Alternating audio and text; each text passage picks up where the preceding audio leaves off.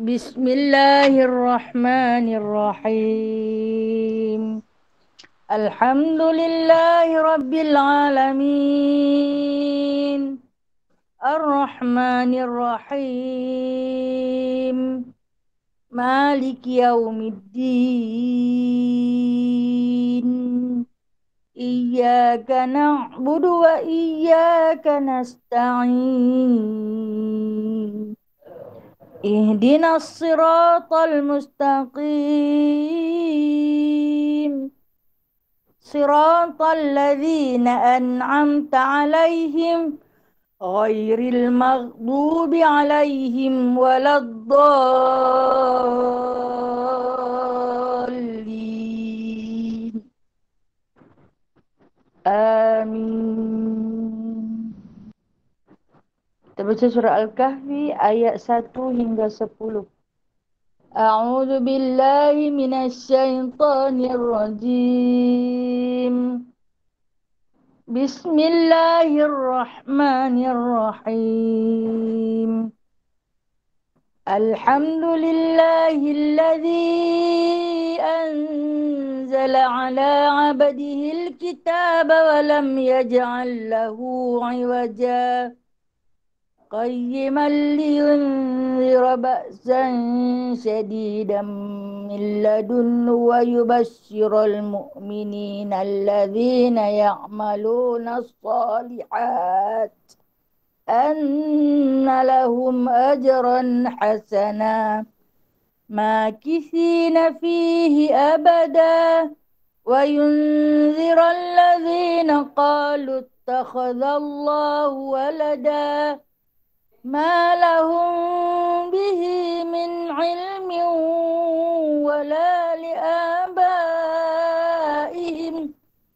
كبرت كلمة تخرج من أفواههم إن يقولون إلا كذبا فلعلك باخع نفسك على آثارهم إن لم يؤمنوا بهذا الحديث أسفا إنا جعلنا ما على الأرض زينة لها لنبلوهم أيهم أحسن عملا وإنا لجاعلون ما عليها صعيدا جرزا أم حسبت أن أصحاب الكهف والرقيم كانوا من آياتنا عجبا إذ أوى الفتية إلى الكهف فقالوا ربنا آتنا من لدنك رحمة وهيئ لنا من أمرنا رشدا Sadaqallahul azim. Baik, selawat tafrijiyah. Allahumma salli salatan kamilatan wa sallim salaman tamman ala sayyidina Muhammadin alladhi تنحل به العقد وتنفرج به الكرب وتقضى به الحوائج وتنال به الرغائب وحسن الخواتيم ويستسقى الغمام بوجهه الكريم وعلى آله وصحبه في كل لمحة ونفس بعدد كل معلوم لك برحمتك يا أرحم الراحمين. Bismillahirrahmanirrahim. Rabbi shrah li sadri wa yassir li amri wahlul 'uqdatam min lisani yafqahu qawli. Allahumma salli ala Sayyidina Muhammad wa ala ali Sayyidina Muhammad kama sallaita ala Sayyidina Ibrahim wa ala ali Sayyidina Ibrahim wa barik ala Sayyidina Muhammad wa ala ali Sayyidina Muhammad kama barakta ala Sayyidina Ibrahim wa ala ali Sayyidina Ibrahim fil alamin innaka hamidum majid. Rabbi yasir wa la tu'assir, Rabbi tamim bi khair ya karim. Subhanaka la ilma lana illa ma 'allamtana innaka antal alimul hakim. Innaka antas sami'ul alim. Innaka antat tawwabur rahim. Ya ibadallah, sahabat-sahabat sekalian yang dirahmati Allah, yang dirindui Rasulullah sallallahu alaihi wasallam, yang saya kasihi, alhamdulillah dengan kesihatannya Allah Taala beri, dengan jemputannya Allah Taala panggil. Kita hari ini kembali lagi bersiaran melalui alam maya bersama-sama bersua wajah walaupun melalui skrin kaca. Alhamdulillah dapat melihat secara terus-menerus, masih lagi hidup, masih lagi bergerak, masih lagi melata. Terima kasih ya Allah atas nikmat kesihatan ini. Terima kasih ya Allah atas nikmat ukhuwah ini yang begitu erat untuk kita terus padukan di dalam satu jemaah kita yang kita namakan ukhuwah Islamiyah, ukhuwah Muslimah, iaitu bersaudara dalam Islam, bersaudara dalam sesama muslimah, yang mana insya-Allah persaudaraan ini, silaturahim ini akan kita bawa hingga sampai ke akhirat, dan persaudaraan ini akan menjadi saksi di hadapan Allah Subhanahu wa taala nanti apabila ditanya di alam barzakh, siapakah saudara-saudara kamu? Maka kita akan jawab dengan amalan yang kita lakukan. Ya, saudara-saudaraku adalah di kalangan muslimin dan muslimat. Jadi adalah penyaksian bahawasanya sepanjang hayat kita hidup ini di muka bumi ini, di antara amal soleh yang kita lakukan, yakni kita sentiasa bermawaddah dan warahmah, yakni sentiasa melahirkan sama-sama sifat mawaddah ni, iaitu berkasih sayang, berbelas kasihan sesama kita. Anda dengar sahabat sakit, saling mendoakan. Andai ingat dia ditimpa musibah, saling membantu. Itulah yang disebut sebagai mawaddah warahmah. Alhamdulillah, dalam kita membina satu hubungan yang begitu akrab, yang begitu erat di sisi Allah Ta'ala ini, kita juga membina satu imanan dalam diri kita untuk terus bertambah demi hari, bertambah demi hari, bertambah agar tidak semakin mengurang. Dengan apa kita nak menambah iman kita? Yakni dengan berilmu. Daripada mana kita berilmu? Kita sama-sama belajar melalui mana-mana dataran, melalui mana-mana pentas yang kita masuki, melalui mana-mana channel. Kita sentiasa belajar. Kita sentiasa suka nak menuntut ilmu, suka mendengar, suka diri ditegur, suka diberitakan tentang kejahilan-kejahilan kita. Maka oleh itu kita kembali setiap pagi, kita akan masing-masing tengok jam, tengok hari ni kitab apa, tengok hari ni bab apa, jam berapa. Alhamdulillah, itulah yang disebutkan insan yang sentiasa membina iman. InsyaAllah Ta'ala dalam pembinaan iman kita yang kadang-kadang bertambah, kadang-kadang berkurangan ini, kita masih tak pernah putus asa untuk meneruskan agar kita ini tidak tersasar daripada jalan yang telah Allah Ta'ala garis pandukan untuk kita, jalan yang lurus. Melalui ilmu inilah untuk kita jadikan bekalan bagi menjadi pedoman sepanjang perjalanan kita menuju ke negeri abadi.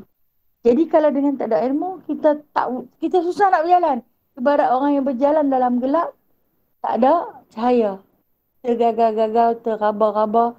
Kalau dia jatuh dalam lubang pun, dia tak tahu kata dekat situ ada lubang.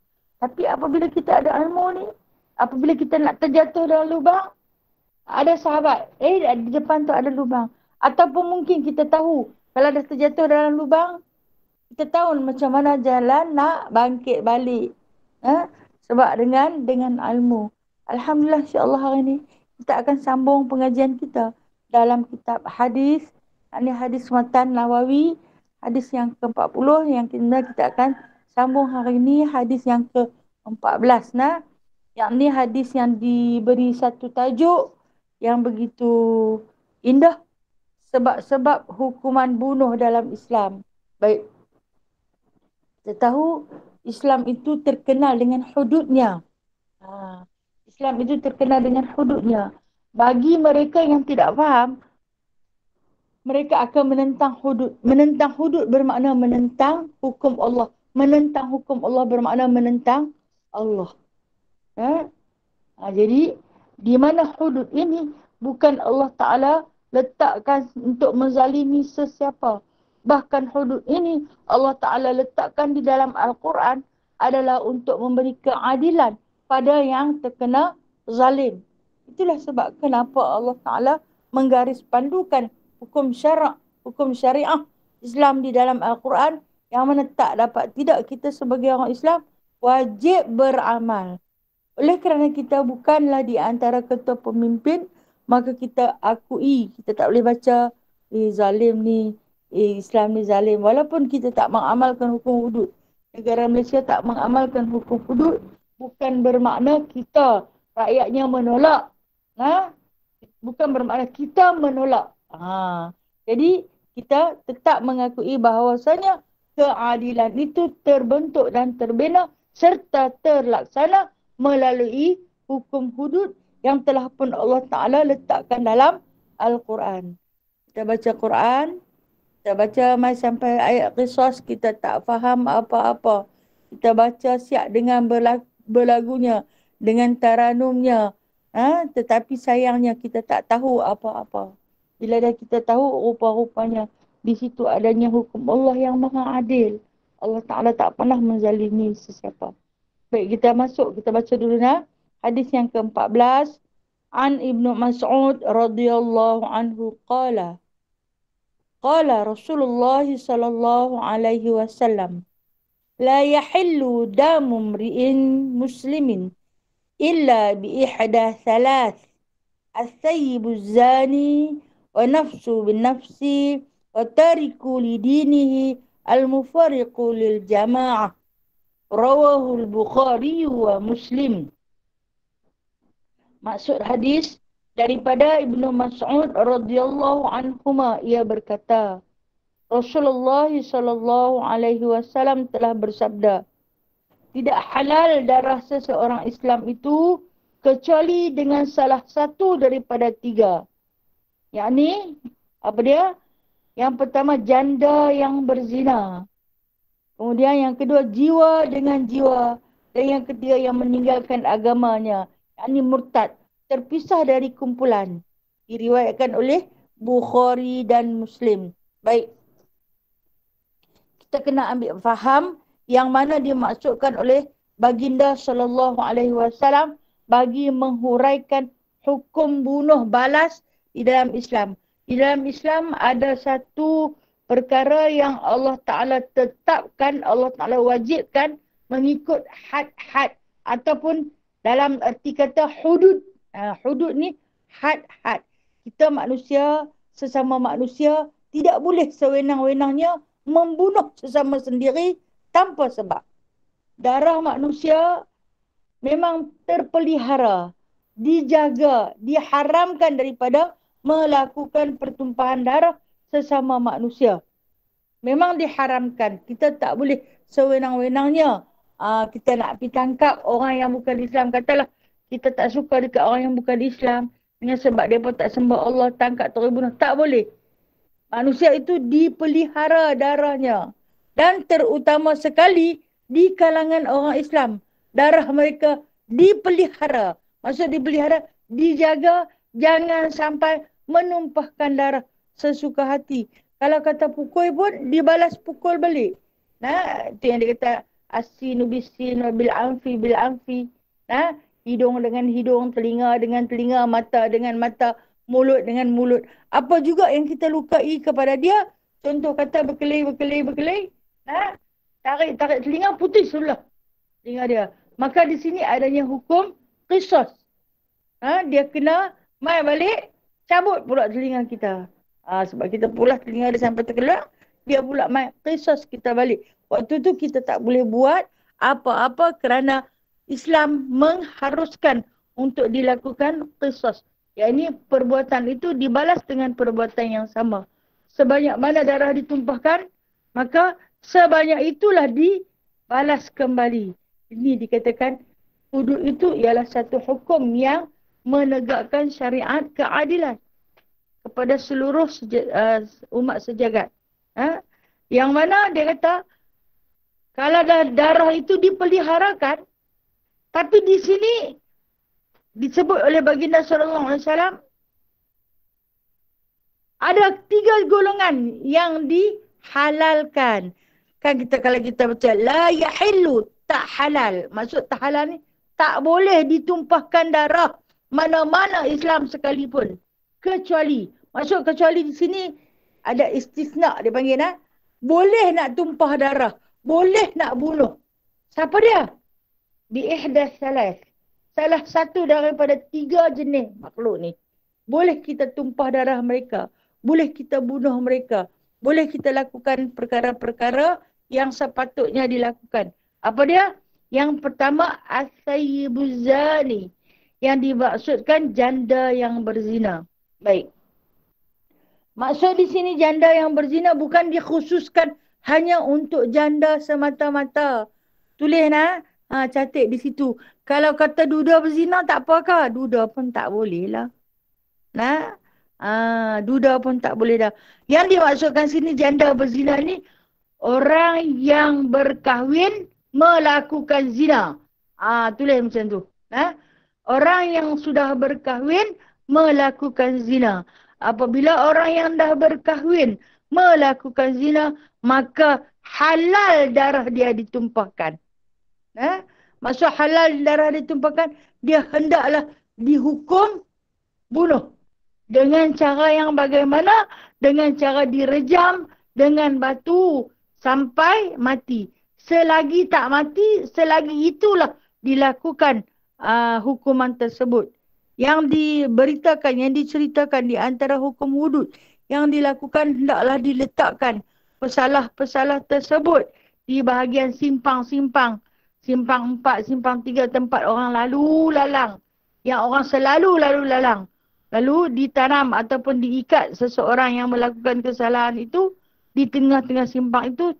Setiap orang yang melintasi laluan itu wajib. Bila kata wajib ni, kalau dia tak baling, kalau dia tak rejam kawan tu, berdosa. Diletakkan batu di sebelah berhampiran dengan pesalah tersebut. Setiap kali lalu, kena baling. Kena rejam dengan batu. Kalau kita kesian dah tengok kepala dia dah pecah, mata dia dah berlubang, tak mau baling lah. Tak boleh. Dia menjadi haram. Makna kita syubhat sebab kita kesian kepada pesalah ataupun pezina. Tetapi pezina yang macam mana? Yang dah berkahwin. Sebab tu dia buat as-sayyibu, janda. Maksud janda ni yang dah berkahwin. Sama ada dia masih isteri orang ataupun dia suami orang, ataupun dia dah pun menjadi bekas isteri. Maksud dia janda ataupun dia seorang duda. Janji dia pernah berkahwin. Jikalau dia melakukan perzinaan, maka hukumnya hendaklah direjam dengan batu sampai mati. Baru terlepas daripada hukumnya di akhirat nanti. Jikalau tidak ditunaikan hukum ini di dunia, maka tunggulah hukum Allah Ta'ala yang beribu kali ganda lebih azab daripada hukuman di dunia. Nak siap-siap ke nak esok ni? Esok ni lah senang lagi. Tak senang kalau kita terima di dunia, maka lepaslah di dunia, di akhirat nanti. Apabila menerima hukuman di dunia. Dengan sebab itu, rahmat itulah Allah Ta'ala melahirkan hukum hudud. Kenapakah as-sayyibu diletakkan di sini? As-sayyibu ni kata orang yang dah berkahwin lah, janda lah. Yang pernah berkahwin, kenapa dia direjam sampai mati? Kerana sesungguhnya dia telah melakukan kezaliman. Dia mengadakan hubungan jenis, hubungan kelamin dengan barang orang lain. Dengan hak milik orang lain. Apabila dia melakukan hubungan tersebut dengan barang orang lain, bermakna dia telah menzalimi keluarga sebelah si pasangan dia. Termasuk dia menzalimi anak-anak kawan tu. Termasuk dia menzalimi ibu bapa kawan tu. Jadi dengan sebab itu hukumannya adalah dibunuh. Dengan cara direjam dengan batu hingga mati. Tetapi dengan syarat. Ada syarat dia. Ada saksi yang menyaksikan perbuatan tersebut. Dan saksi itu hendaklah 4 orang saksi yang adil. Yang melihat dengan pandangan yang tepat, melihat dengan pandangan yang jelas bahawasanya mereka sedang melakukan zina. Barulah dijatuhkan hukum. Bukan senang-senang. Bukan sekadar orang main bagi tahu orang habaq gitu. Terus dia nak percaya, terus dia terhukum. Islam tu tidak zalim. Tetapi jikalau dia melakukan hubungan tersebut ataupun zina, hal keadaan dia dah berkahwin, kemudian dia pergi cari pasangan lain dia buat, tidak ada mana-mana orang yang menyaksikan perbuatan tersebut. Tak ada siapa saksi dia. Adakah hukuman dijalankan? Tak dijalankan sebab tak ada saksi.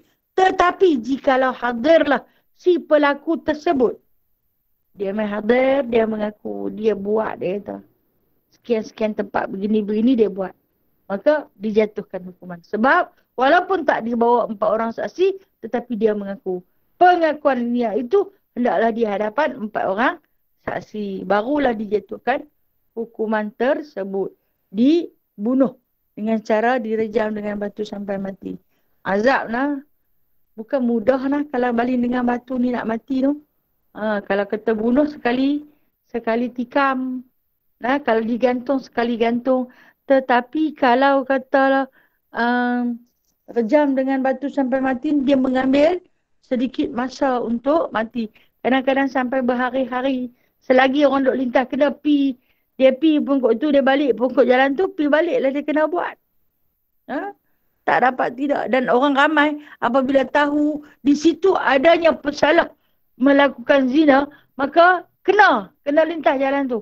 Orang ramai wajib melalui jalan tersebut untuk melakukan hukuman tersebut. Itu yang pertama. Halal dibunuh dia. Halal darahnya untuk ditumpahkan. Baik. Yang kedua siapa? Wa nafsu bin nafsi. Wa nafsu bin nafsi. Yang dimaksudkan di sini iaitu jiwa dengan jiwa. Membunuh orang.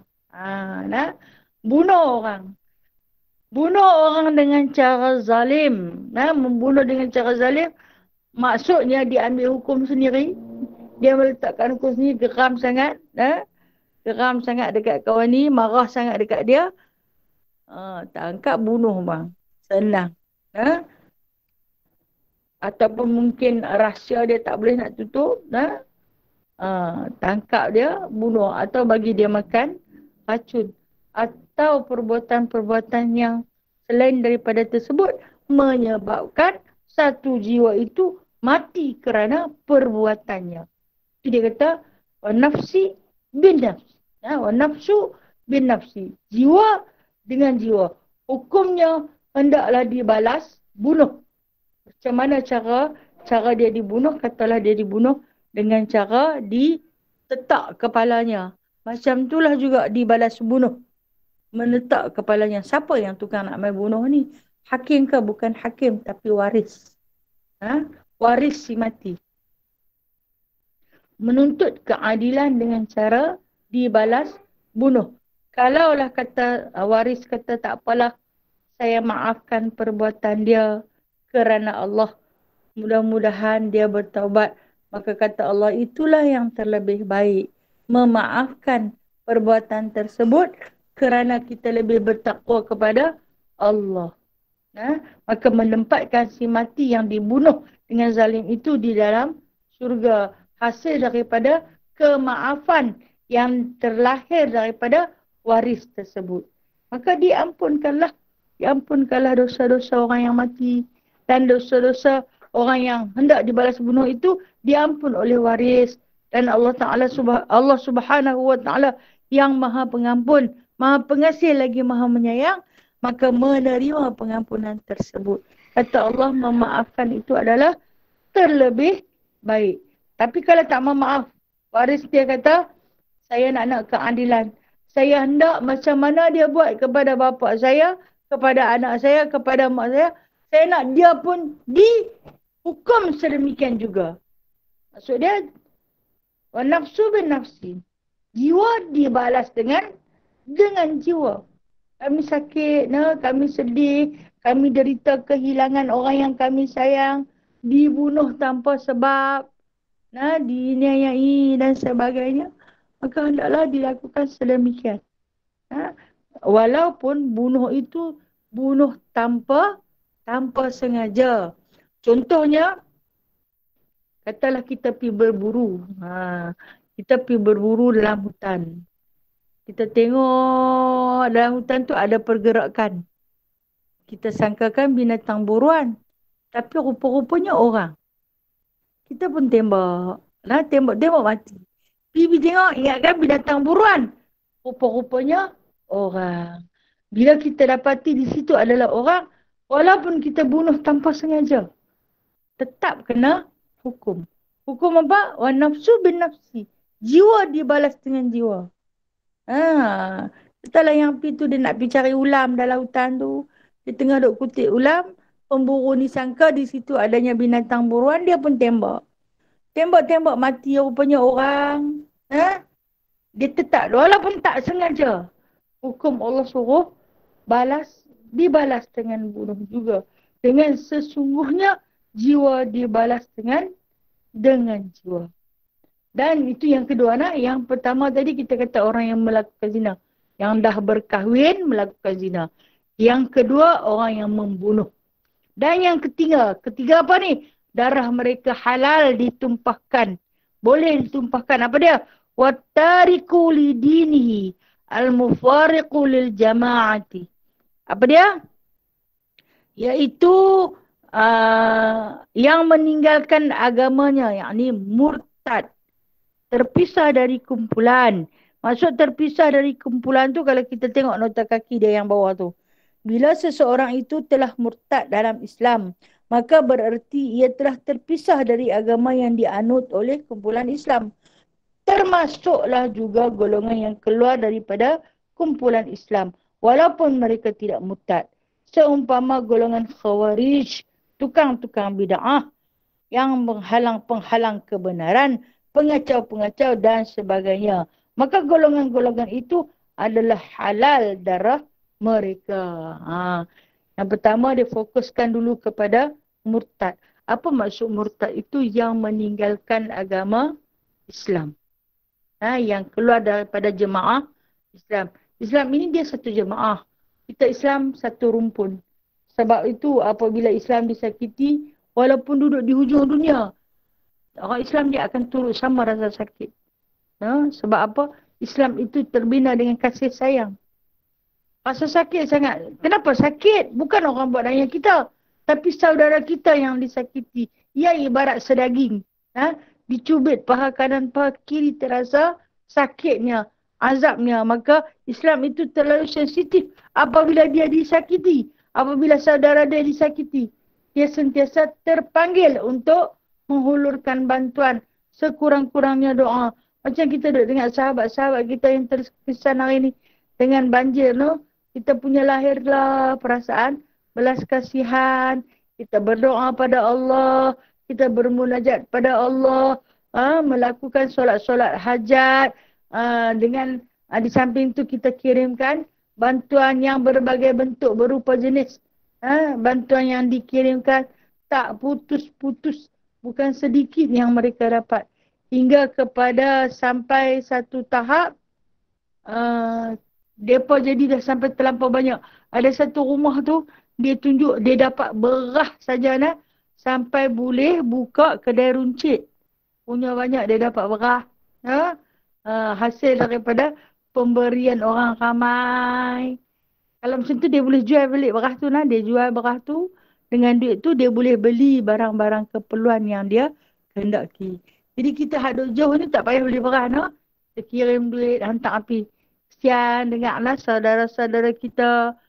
Adakah Allah zalim? Allah tak zalim. Allah uji kita. Hampa nak tengok saja ke? Ha. Jadi sebab tu dia katakan Islam itu begitu rapat.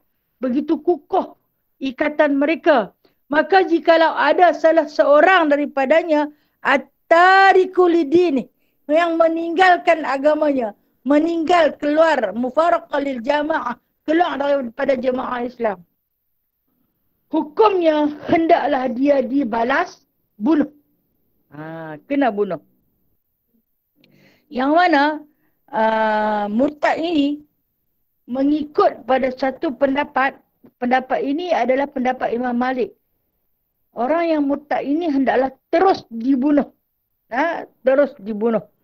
Tetapi sebelum tu suruhlah dia bertaubat dahulu. Kata Imam Malik rahimahullahu ta'ala, bagi tempoh dekat orang yang murtad ni 3 hari saja. Bagi tempoh 3 hari saja untuk dia kembali bertaubat. Kalau kata dia tak mau bertaubat dalam masa tempoh 3 hari itu, hendaklah ia dibunuh. Sampai matilah. Dengan bunuh tak mati.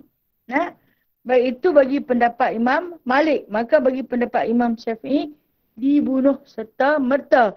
Kerana kata Imam Syafi'i, jikalau tidak dibunuh terus, siapa yang nak tanggung dosa dia dalam masa 3 hari? Dosa meninggalkan solat dia, dosa meninggalkan perkara-perkara yang wajib dalam Islam, dosa yang melanggar segala perintah Allah tu. Siapa nak tanggung? Maka hendaklah dibunuh kembali. Tetapi sebelum dibunuh, hendaklah menyuruh dia bertaubat terlebih dahulu. Kalau kata pendapat Imam Malik, dia kata bagi saat masa tangkap dia, kurung dia dalam kurungan, maka lakukanlah ritual ataupun disuruh berkali-kali setiap waktu, setiap masa untuk dia bersolat dan bertaubat kepada Allah Subhanahu wa ta'ala. Itulah yang paling-paling disuruh dalam Islam. Disuruh taubat balik. Taubat balik. Kalau kita tengok kan, baru ni yang ditularkan anak Presiden Soekarno yang buat secara meluas dalam media, mengisytiharkan dia murtad. Dia masuk dalam agama Hindu. Dirakamkan secara terus-menerus. Semua orang boleh tengok. Dia berbangga dengan cara dia meninggalkan jamaah Islam. Wajib dibunuh.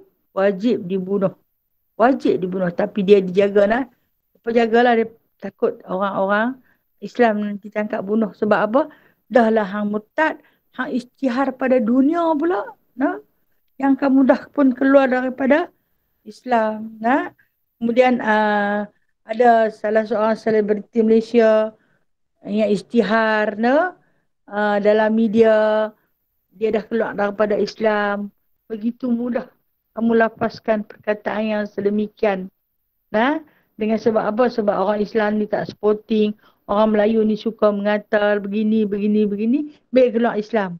Dia tak tahu bila dia keluar Islam tu, darah dia dah pun halal. Akhirnya terpaksa lari keluar. Tak duduk dalam Malaysia dah. Pergi duduk di negara lain. Negara yang bukan Islam, dia akan jaga orang macam ni. Dia akan pelihara orang yang sebegini agar tidak dibunuh. Kalau dapat orang Islam, memang dia tangkap dia bunuh. Ini di antara dosa yang tertinggi. Dosa-dosa yang tertinggi ataupun level-level yang teratas di dalam level agama Islam ini, yang pertama sekali murtad. Itu dosa yang paling tinggi. Dosa yang paling besar adalah murtad. Kerana murtad ini sah-sah dia kufur. Kufur. Dia tahu, lainlah kalau macam orang yang lahir dia bukan Islam. Itu berbeza dengan hak yang dia memang Islam dan dia tahu ajaran Islam, dia faham tentang hukum akan Islam, kemudian dia keluar daripada Islam. Itu murtad. Tapi kalau orang yang bukan Islam, tak ada. Tak ditangkap bunuh. Nah, tapi kalau yang Islam, keluar daripada Islam, maka hendaklah ditangkap dan dibunuh. Kerana darah mereka itu telah pun halal. Dosa yang paling besar dalam agama Islam adalah murtad. Itu yang pertama, nah, murtad. Yang kedua, dosa membunuh. Dosa besar dalam Islam. Yang kedua, membunuh. Yang ketiga, berzina. Itu yang kita baca hadis ni. Yang ketiga, berzina. Yang keempat, qazaf. Yang ini, menuduh orang yang baik itu berzina. Menuduh, kita tak tahu, kita tahu kata saja. Kita tengok, kita kata, mereka tu buat zina. Walhal orang tak buat lagi, kita dah tuduh. Itu dosa besar. Tenahlah. Tenah orang melakukan zina. Kemudian yang kelima apa dia? Minum arak. Yang kelima, minum arak. Yang keenam, mencuri. Yang ketujuh, merampas hak orang lain dengan cara yang zalim. Dan yang ke-8, makan riba. Manapun dalam 88 dosa-dosa besar yang teratas sekali adalah riddah. Apa dia riddah? Iaitu murtad. Murtad. Yang mana darah mereka langsung dihalalkan oleh Allah untuk ditumpahkan. Maksud ditumpahkan ni boleh kita bunuh dia mengikut kesalahan yang dia lakukan. Kerana sesungguhnya ia telah mengkhianati jemaah Islam. Bukan mudah untuk kita menjatuhkan hukuman mengikut rasa hati. Tetapi kita lakukan hukuman mengikut kebenaran yang telah digaris pandu oleh Allah di dalam Al-Quran dan diajar oleh baginda sallallahu alaihi wasallam di dalam beberapa hadis. Yang mana kata Imam Syafi'i rahimahullahu ta'ala dalam kitab Rahmatul Amanah, kata beliau, orang yang meninggalkan agama, meninggalkan jemaah ataupun orang yang murtad ini, hendaklah ianya dibunuh. Dan jenazah dia tak perlu disembahyangkan. Jangan sembahyangkan jenazah dia. Begitu juga harta bendanya hendaklah dirampas. Sampai tahap tu besarnya dosa orang yang murtad. Yani orang yang meninggalkan agama Islam. Pertama kata dia, dah tangkap bunuh. Bila bunuh, matilah. Jenazah dia tak boleh disembahyangkan.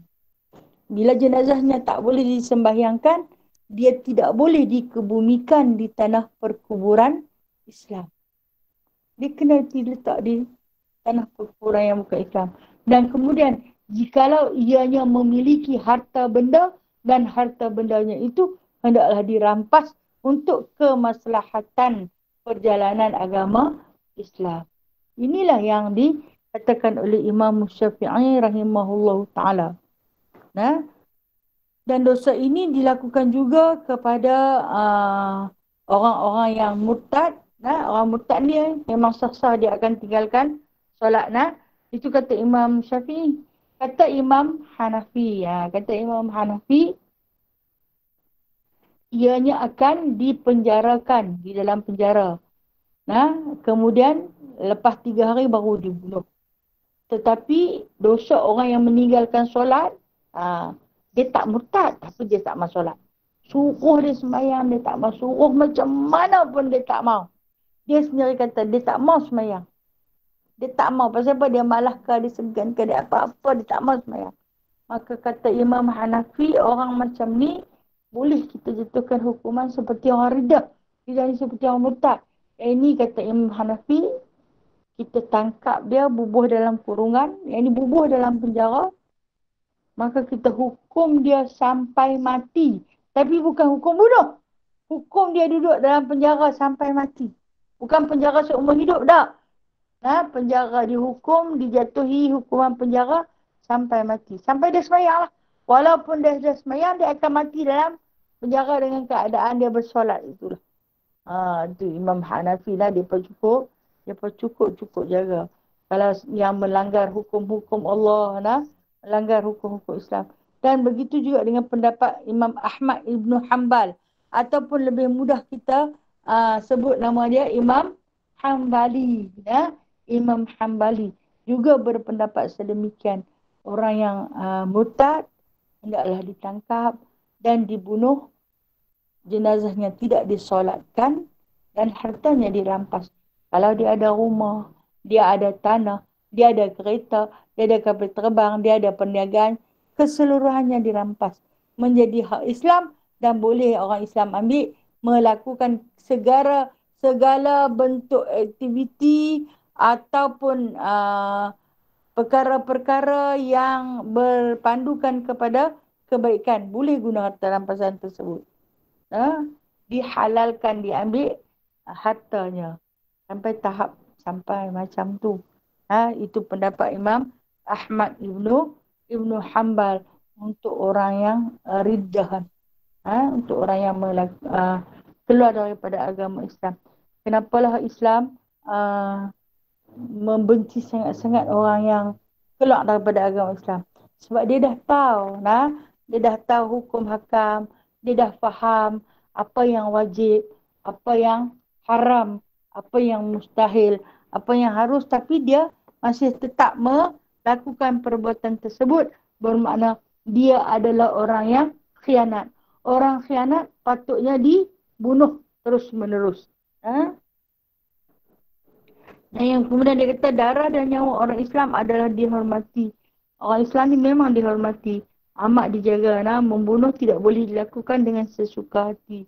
Tetapi kalau untuk 3 kumpulan yang disebut itu tadi, maka harus kita melakukan pembunuhan mengikut garis panduan ataupun ajaran Islam yang dah dia bentuk dengan seindah-indahnya. Islam itu tidak zalim. Okey. Kita tengoklah di antara kisah zaman baginda sallallahu alaihi wasallam dahulu, ketika mana hukum qisas hendak dijalankan oleh baginda sallallahu alaihi wasallam, seorang perempuan yang belum berkahwin melakukan zina datang bertemu dengan Rasulullah. Oleh kerana hadirnya rasa insaf, mengaku kepada Rasulullah. Rasulullah kata boleh bawa mai saksi. Dia kata tak ada saksi. Tidak ada sesiapa yang menyaksikan pelakuan terkutuk aku ini kecuali Allah sahaja.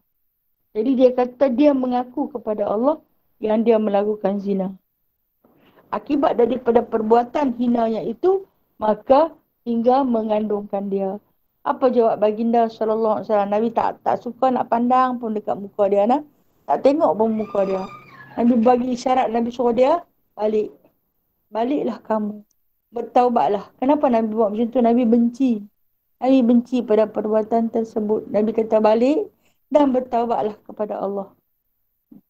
Dia balik pergi, dia bertaubat. Lepas 3 hari dia mai jumpa Rasulullah. Ya Rasulullah, aku dah bertaubat dengan sebenar-benar taubat. Mudah-mudahan Allah menerima taubatku. Kemudian Rasulullah baru pandang dia, nampak perut dia dah membesar. Kata Rasulullah, pulanglah. Lahirkanlah anak itu terlebih dahulu. Anak yang dia kandung tu. Walaupun anak itu tidak sah darah. Kemudian dia balik. Sampai habis dia melahirkan anak. Dia bawa mai kepada Rasulullah. Dia nak suruh Rasulullah ambil anak dia ni. Lakukanlah hukum hudud ke atasnya. Atas perbuatan zinanya. Maka kata Nabi SAW. Susuilah anakmu hingga sampai 2 tahun. Balik dulu kata Rasulullah. Bawa balik dia. Bagi dia menyusu dulu. Untuk tempoh 2 tahun. Dengan harapan baginda SAW, perempuan ni akan mati dengan keinsafan. Rupanya dah. Habis dah dia menyusu anak dia selama 2 tahun. Dia pun kembali. Kembali berjumpa dengan Rasulullah SAW. Menyeru, meminta agar dia dijatuhkan hukuman. Anak dia dah pun 2 tahun. Kalau kata orang Pulau Pinang, dia panggil lah susu. Berhenti menyusu. Berhenti menyusu untuk tempoh itu, maka dia pun menyerahkan diri dia kepada Rasulullah untuk dijatuhkan hukuman. Maka Rasulullah SAW menjatuhkan hukuman cambuk. Cambuk ni apa dia? Iaitu disebat. Di rotan. sebanyak 100 kali sebatan, dan pada sebatan yang terakhir perempuan tersebut mati. Kalaulah kata nasib baik, tak mati, hiduplah. Hiduplah. Diampunlah dosanya. Tapi kalaulah sampai masa Allah Ta'ala jemput, maka matilah. Matilah. Pada sebatan yang terakhir. Dan selepas itu kata baginda sallallahu alaihi wasallam, beliau tidak pernah melakukan hukuman tersebut. Nabi tak suka sebenarnya. Nabi tak suka pada perbuatan ini, dan Nabi tak suka melakukan hukuman ini kerana sesungguhnya Nabi menyayangi umat, dan Nabi berpesan kepada umat-umat sekalian menjaga diri daripada melakukan perbuatan yang dikeji, kerana sesungguhnya perzinaan ini merosakkan keturunan. Merosakkan keturunan. Sebab itulah dalam Islam kalau kita tengok kenapa difokuskan pada benda yang ni yang paling utama. Iaitu perempuan yang berzina, bunuh apa? Pasal apa nak kena bunuh? Jangan sampai ada terlahirnya pencemaran dalam keturunan. Bila adanya pencemaran dalam keturunan, ataupun kita panggil anak yang tak sah taraf, atau dalam bahasa yang tak cantiknya anak luar nikah, maka berlakunya keturunan yang rosak darahnya. Sebab tu kenapa Arab Jahiliyah, Arab Quraisy, apabila anak yang dilahirkan adalah anak perempuan, mereka bunuh satu ketika dulu. Mereka bunuh. Sebab perempuan ini hanya akan merosakkan keturunan dan memutuskan waris. Kalau anak lelaki, dia belah. Itu jahil. Kemudian apabila Islam itu datang, dah tak ada dah fahaman sedemikian. Namun mereka lebih menyukai, kita kata saki baki, sikap berat sebelah tu masih ada. Main tengok-tengok anak sulung perempuan tak seronok. Kalau perempuan dia kata putus nasab. Dengan sebab apa? Bila anak perempuan ni dia kahwin. Dia dapat anak. Bin bapak budak tu dah. Kemudian bapak budak tu bin pada tok wan budak tu. Tak ada dah bin dia putus dah. Tapi kalau anak lelaki, katalah dilahirkan anak lelaki. Anak lelaki dia kahwin, dapat anak, bin kepada anak lelaki dia, kemudian bin kepada dia. Jadi tak putus keturunan. Masih duk sebut, ada lagi sampai cucu-cicit. Nama dia pun masih ada lagi tak putus. Tapi kalau anak perempuan dia kahwin, anak tu dia bin bapak lah. Bin bapak sampai keturunan sebelah bapak. Dengan sebab itu mereka mengatakan, kalau anak perempuan itu putus keturunan. Kalau anak lelaki, maka bersambunglah keturunan.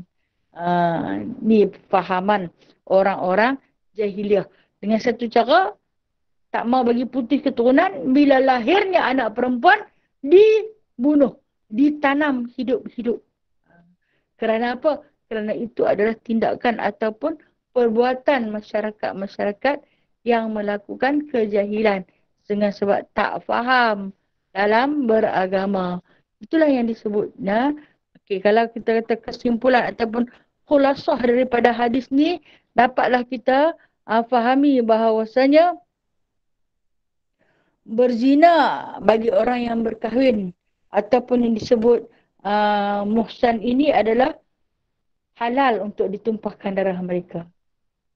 Dah kahwin, dah ada anak isteri, dah ada anak suami, tapi masih lagi mencari jalan yang haram, maka halal ditumpahkan darah mereka dengan cara direjam dengan batu sampai mati. Kemudian yang kedua, kita tidak boleh sewenang-wenangnya membunuh jiwa manusia, kerana apabila kita membunuh manusia dengan sengaja, maka kita akan dibalas bunuh dengan sengaja juga.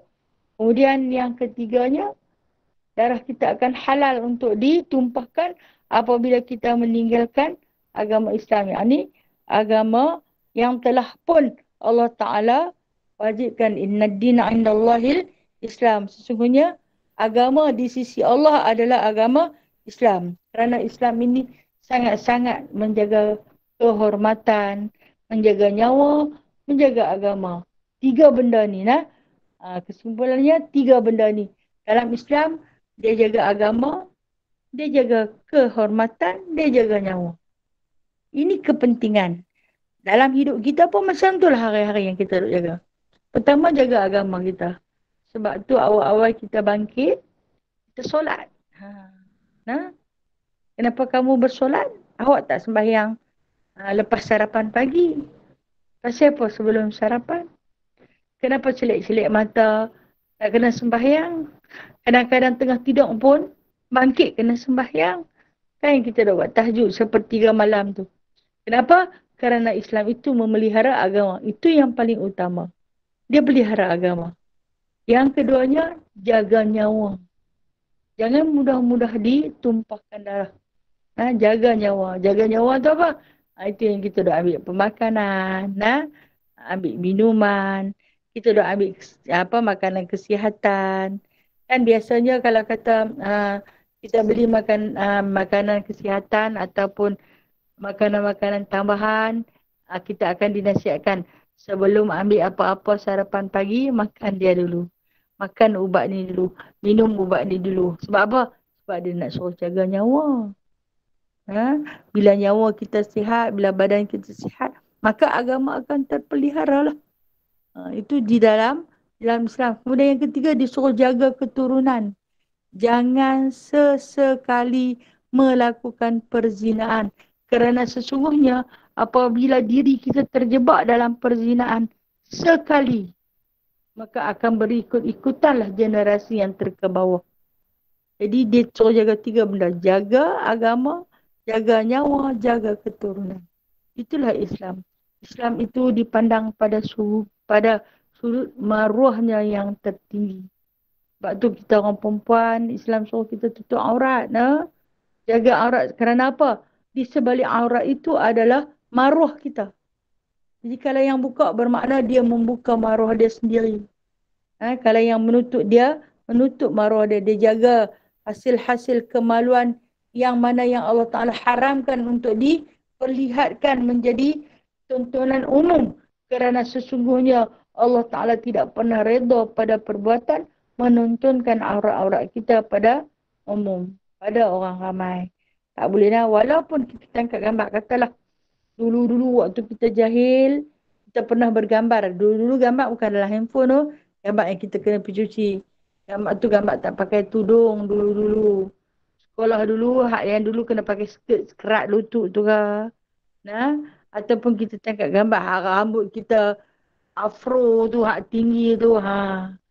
Kemudian kita pamerkan, tangkap ke telefon, post dalam Facebook, post dalam WhatsApp group. Kalau hampa nak tengok aku muda-muda dulu macam ni lah. Itu dosa berterusan. Walaupun hari ni kita dah menutup aurat, kita buka balik. Kita nak tunjuk dekat orang. Maka itu adalah berdosa. Walaupun gambar tu tak bergerak. Walaupun gambar tu mati. Maka itu adalah dosa berterusan. Jangan sesekali. Simpanlah untuk tatapan sendiri. Bencilah pada perbuatan kita yang jahil satu ketika dulu. Jadi, wallahualam. Ini di antara hadis yang mengajak kita menjaga kehormatan kita dalam beragama. Kita sama-sama jaga. Pertama-tama sekali kita kena tahu. Kita jaga agama. Walau kita ni susah macam mana pun, kena jaga agama. Kan? Macam baru ni, macam baru-baru ni, kita tengok dalam suasana dunia, terutamanya Malaysia lah yang terdekat dengan kita. Sebab kita penduduk Malaysia diuji dengan banjir besar berlaku. Saudara-saudara kita yang terpaksa mencuri untuk makan. Perbuatan mencuri itu haram tak? Tetap haram. Tetap haram. Perbuatan tu tak apa mereka kata darurat. Darurat pun perbuatan tu tetap haram. Kalau dalam Islam dia tak mengizinkan selagi mana kamu boleh bernafas, bernyawa, bergerak. Tapi kalau dah sampai nak mati sangat-sangat dah, kalau tak makan, mati. Masa tu baru diharuskan. Kerana mencuri itu adalah tetap haram. Selagi kita tidak minta halal ataupun pemilik dia tidak menghalalkan. Itu. Yang keduanya, itu pasal nak jaga nyawa. Yang keduanya, kita tengok yang mereka tak boleh sembahyang.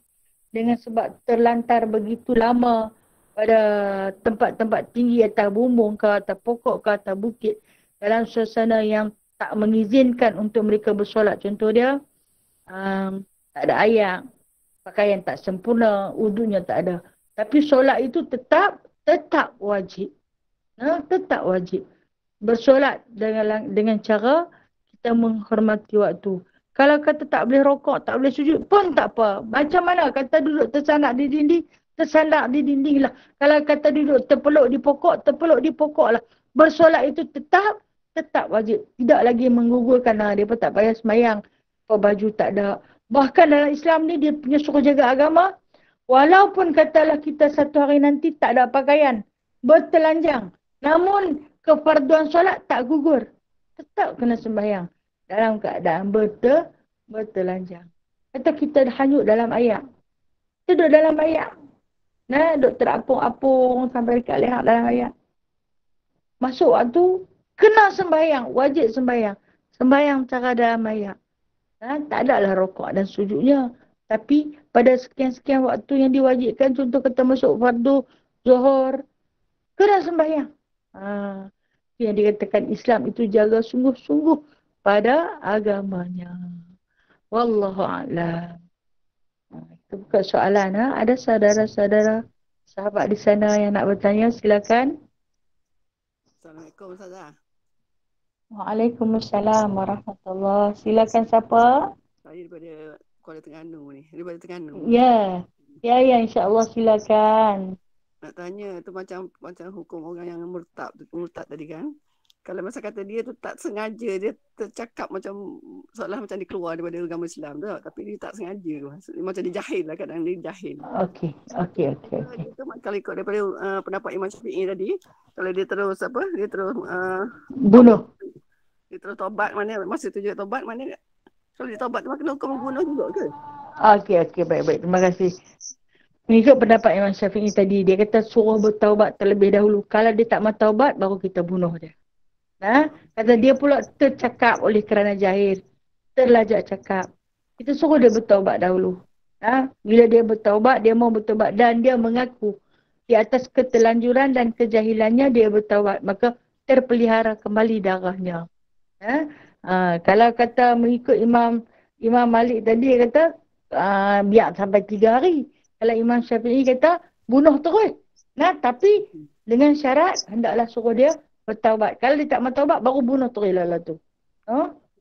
Jadi kalau dia dah bertaubat tu memang kena hukum juga bunuh? Tak kena dah. Kalau dia bertaubat, dia tak perlu dihukum bunuh. Macam hukum yang Imam Syafi'i tadi, Imam Maliki tadi pun yang 3 hari tu. 3 hari. Tak payah. Tak bunuh. Ya betul Puan. Kalau dalam masa 3 hari tu dia bertaubat, dia tidak dibunuh. Dipelihara darah dia kembali. Itu macam yang satu lagi soalan, Saudara. InsyaAllah. Macam tu zina tadi tu kan. Katakan orang tu dia sepasang tu dia melakukan zina, lepas tu dia kahwin. Dia kahwin lah. Lepas tu dia dah kahwin tu dia dapat anak. Dia dapat anak atau anak dia tu katakan kalau anak perempuan tadi kata macam putus apa tadi? Ustaz kata? Putus nasab. Okey. Kalau dia dapat anak lelaki, dia berkaitan dengan ayah dia tu juga yang zina tadi tu. Okey. Okey macam ni lah. Maksud dia, kalau kata mereka berzina, mereka berkahwin hasil daripada zina tersebut, ada dapat anak. Anak tu anak zina. Baik anak itu perempuan ataupun lelaki memang tak boleh berbin ataupun berbintikan kepada ayah tu. Memang putus nasab dah. Sesungguhnya memang putus dah nasab. Kecuali katalah dia mengandung sebelum sampai 6 bulan hijrah. Masih boleh bin bapak tu. Maksud dia dia mengandung 2 bulan, kemudian mereka berkahwin.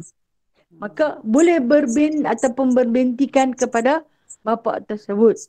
Tapi kalau kata dah 6 bulan ke atas, maka anak itu dinamakan anak tidak sehtara, sama ada budak itu lelaki ataupun perempuan, putus nasab. Memang tak boleh berbin ataupun berbintikan kepada bapa tersebut, walaupun darah bapa tersebut ada dalam tubuh kanak-kanak itu. Itu putus nasab. Putus keturunan. Kalau kata pada pembahagian harta, katalah bapa tu ada harta, mati, dia tak layak menerima harta sebab dia bukan nasab. Dia bukan keturunan bapa itu. Kesian kat dia, no? Dan kalau dia mati, dia ada harta. Bapa tu tak boleh terima harta dia. Sebab itu bukan bapa dia. Sampai tahap tu. Sebab apa Islam sangat-sangat menghina, mengutuk perbuatan zina tersebut. Dengan cara macam ni Allah menghukum. Maknanya tu kalau dia sebelum dia nikah tu sebelum kandungan tu umur 16 6 6 bulan. bulan, ya. Kalau Masih lagi boleh kalau bubuh lepas bin 6, bapak tu. kalau lepas 6 bulan maknanya tak apa lah. Habis. Kenapa putus nasab dia? Bahkan, kalaulah kata anak tu anak perempuan, orang semua dapat tahu, orang kata budak tu anak luar nikah. Seeloknya jangan dikahwini, jangan dinikahi dia. Kesian budak tu nak. Sebenarnya dosa tu dilakukan oleh dua ibu bapa tapi ditanggung oleh beliau. Dan apabila berlaku sedemikian, orang tak mau kahwin dengan dia. Siapa pun tak mau kahwin dengan dia. Dan bapa itu boleh kahwin dengan dia. Sebab apa? Sebab dia pun tak ada nasab keturunan. Allah nak. Hina sungguh perbuatan zina ni. Okey, baik. Kalau dia kahwin sebelum umur 6 bulan tadi, Ustazah, maknanya anak tu bila-bila kalau besar, kalau mereka kata anak perempuan, kalau dia nikah maknanya ayah dia tak boleh jadi wali lah. Ya. Maknanya Dia, kalau dia anak kena bagi lelaki tahu, kena isytiharkan. Kalau anak lelaki tak apa. Sebab lelaki tak memerlukan wali. Dia anak boleh jadi wali. maknanya kalau anak lelaki tu saya nak tanya maknanya kalau apa uh, hubungan darah dengan keluarga-keluarga sebelah ayah dia tu macam mana? Okey, okey. Kalau dia dengan nenek Macam, dia siapa mana? ha. Dan masih nenek dia. No? Masih nenek dia lagi. Nah. Cuma dia dengan ayah dia yang tak ada hubungan. Mana kalau dengan nenek dia tak batal sembahyang ke apa macam Dah, mana? dah, dah, dah. Dia tak batal sembahyang, no? Dia tak batal sembahyang. Alhamdulillah. Okey, terima kasih sudah. Ya, ya, sama-sama. Kasih. Assalamualaikum warahmatullahi. Assalamualaikum Ustazah. Waalaikumsalam Macam warahmatullahi. kalau kita tengok kan tadi apa seriusnya bab zina ni sampai Allah jatuhkan hukum hudud Ustazah. Macam Malaysia ni dia tak amalkan hukum hudud kan. Jadi macam orang yang dah terlibat dengan zina ni, adakah dia terbatal setelah dia bertaubat? Okey, okey, okey. Satu soalan Ji, satu lagi kan. Ji pernah dengar apa ni katanya orang yang mengumpat ni dosa dia tu lebih besar pada zina. Apa maksudnya tu Ustazah? Okey, terima kasih. Okey. Okey, baik. Terima kasih. Pada soalan yang pertama. Oleh kerana kita tak menjalankan hukum hudud. Jadi orang yang melakukan zina di kalangan negara yang tidak melakukan hukum hudud ini, maka terlepas macam tu sajalah. Yang tu dia dengan Allah. Tapi seandainya dia bertaubat. Dia bertaubat, adakah dia terlepas?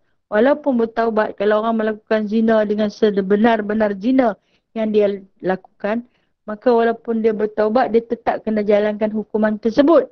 Oleh kerana negara itu tidak menjalankan hukuman tersebut, mudah-mudahan taubat itu diterima oleh Allah. Seperti mana kata Nabi SAW, At-taibu minaz-zambi kama la zambalah.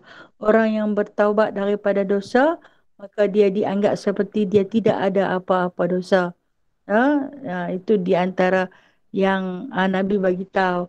InsyaAllah mudah-mudahan setiap taubat diterima oleh Allah dan tidak ada balasan di akhirat nanti. Itulah yang kita harapkan sangat. Agar Allah Ta'ala menerima seluruh taubat pada negara-negara yang tidak melakukan hukum hudud tersebut. Orang penzina-penzina ni rasa tak apalah. Buat macam mana pun bukan kenapa habis sangat denda 3,000. Habis sangat diceraikan. Macam tu saja. Kan? Okey. Soalan yang kedua apa jadi, Ji?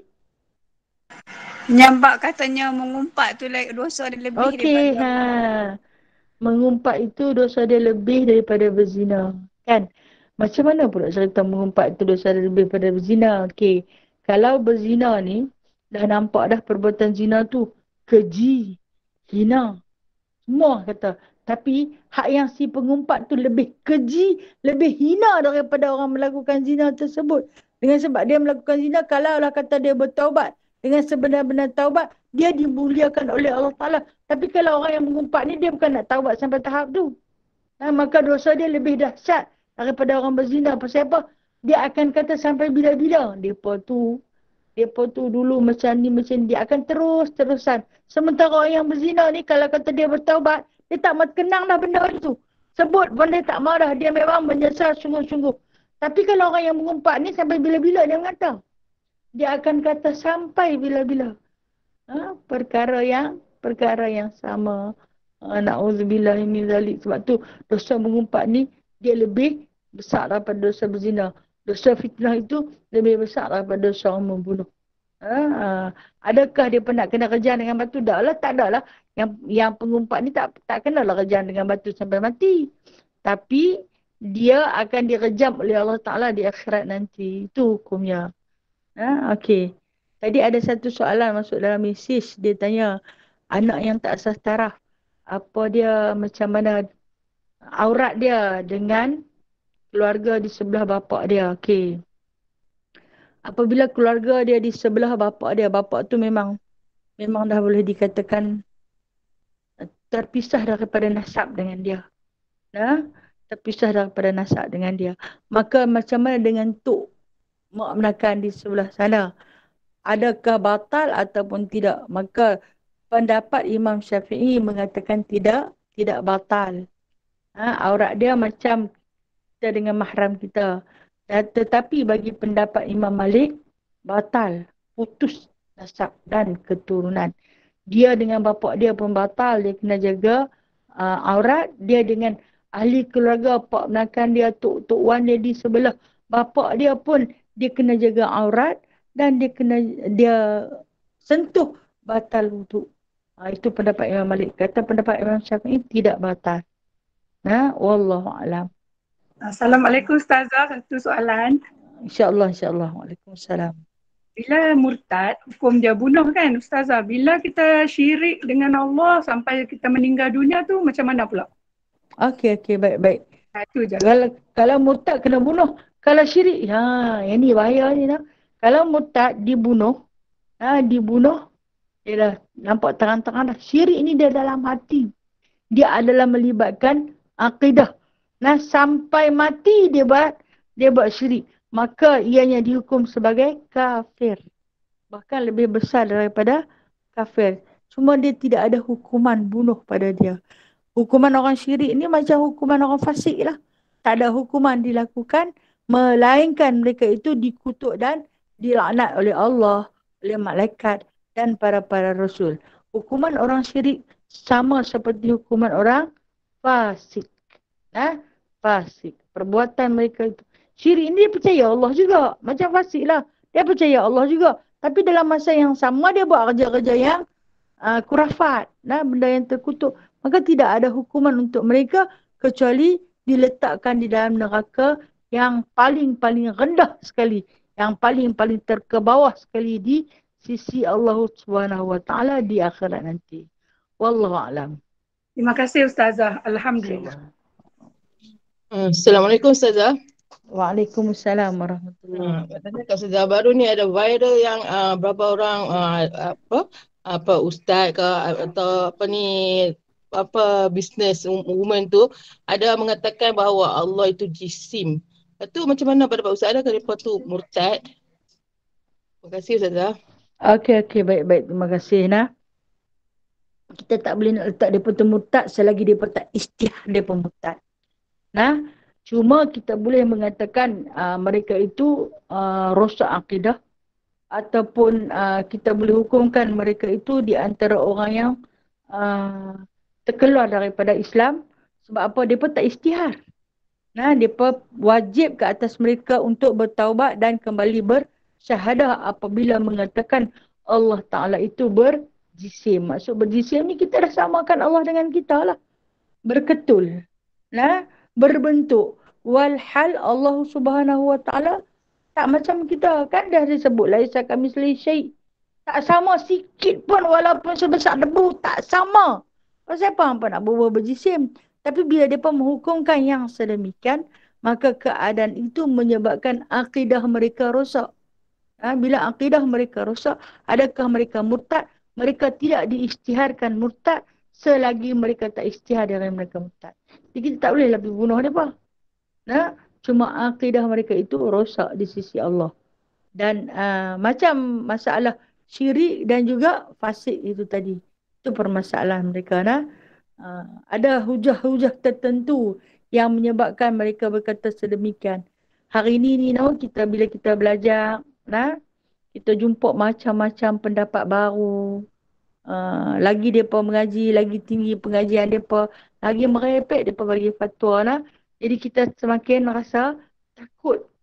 Rasa takut, benarkah macam ni, benarkah begini. Macam dalam satu kitab ni, kitab barulah yang saya dapat hadiah dari seorang kawan. Dalam tu dia beritahu, dia kata apabila kita nak baca Fatihah, kita nak mulakan apa-apa juga majlis, kita kan selalu akan sebut ila hadratin Nabi sallallahu alaihi wasallam, ke hadrat Nabi sallallahu alaihi wasallam. Dia kata haram, jangan sebut ke hadrat Nabi. Nabi memang tak ada hadrat, maksud tak hadir lah. Nabi mana boleh hadir lah. Nabi dah mati, Nabi tak boleh hadir. Jadi kita tak boleh nak hadiahkan Fatihah itu kan. Kita sebut ila hadratin Nabi Muhammad, ke hadrat Nabi Muhammad sallallahu alaihi wasallam, para sahabat, ahli keluarga sekaliannya. Kita nak hadiahkan Fatihah. Mana kita baca Fatihah? Sejak awal-awal kita dah mula kuliah kan. Dia kata haram kalau bertindak sedemikian. Kenapa haram? Sebab Nabi itu dah syurga tempat dia. Kenapa nak bagi Fatihah lagi? Itu pendapat mereka lah.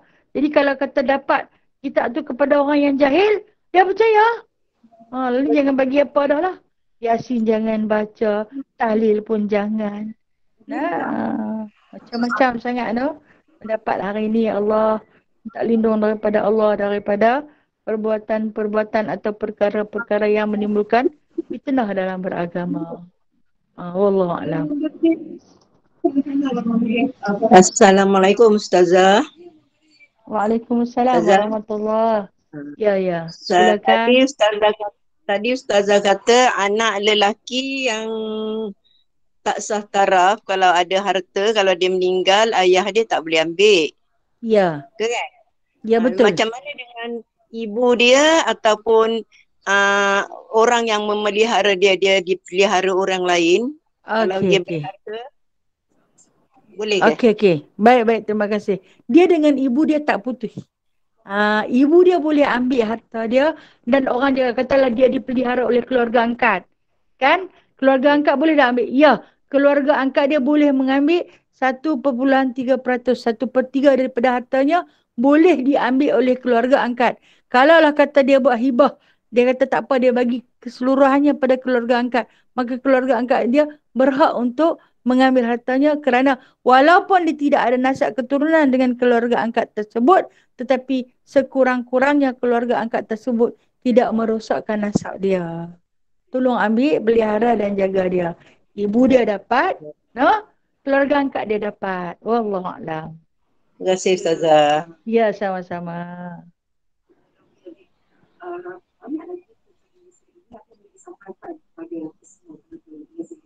Ya, saya rasa saya suka nak sebut dengan Okey, habis dah? Okey, kalau habis saya sudah dulu Saya mohon ampun dan maaf atas kekurangan dan khilafan diri saya sendiri. Yang baik itu Allah punya, yang lemah yang kurang itu adalah daripada diri saya sendiri. A'udzubillahi minasyaitonirrajim. Bismillahirrahmanirrahim. Alhamdulillahirabbil alamin. Hamdan katsira, hamdan yuwafi ni'amahu wa yukafi'u mazidah. Ya Rabbana lakal hamdu kama yanbaghi li jalali wajhikal karim wa 'azim sultanik. Ya musabbibal asbab, ya fatihal abwab, ya sami'al aswat, ya qadiyal hajat, ya mujibad da'awat. Ij'alna minan najihin, fansurna fa innaka khairun nasirin, waftah lana fa innaka khairul fatihin, waghfir lana fa innaka khairul ghafirin, warhamna fa innaka khairul rahimin, وارزقنا فإنك خير الرازقين واهدنا ونجنا من القوم الظالمين وصلى الله على سيدنا محمد والحمد لله رب العالمين. تقبل الله منكم. Makasih Ustazah. Makasih Ustazah. Terima kasih semua. Ustazah.